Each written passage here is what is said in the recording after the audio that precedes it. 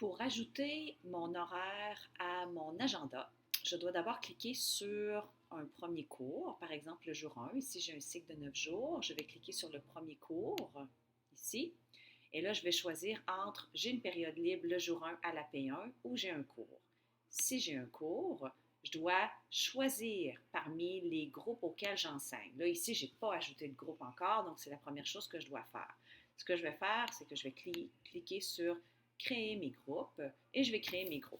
Par exemple, j'enseigne en français 101, j'enseigne en français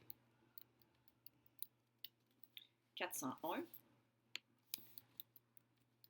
français 402 et français 403.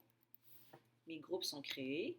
Je vais pouvoir les choisir quand je vais créer mon horaire. Par exemple, si le jour 1 à la P1, j'enseigne à français 401, je vais pouvoir ajouter français 401. Si à la P2, j'ai pas de cours, je vais cliquer sur période libre. Voilà. À la P3, si j'ai un cours et que j'enseigne à français 101, c'est ce que je vais choisir. Maintenant, il y a des options qui me sont offertes. Par exemple, mon français 401, je pourrais choisir une couleur pour écrire le mot français.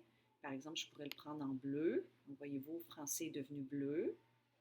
Puis, pour la couleur de fond, j'aime bien quand ça fit avec les couleurs, là, donc je pourrais mettre un bleu pâle. Il faut le mettre très pâle parce que quand on l'imprime, si ça imprime trop foncé, on ne peut pas écrire par-dessus. Donc, il ne faut pas se gêner, il faut le mettre très, très pâle. Ça fait plus beau, en tout cas, à mon avis.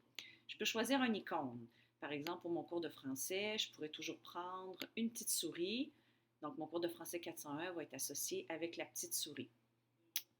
J'appuie sur OK. Si j'arrive le jour 2 et qu'à la P2, j'ai encore le français 401, je vais choisir que j'ai un cours. Je vais choisir mon français 401.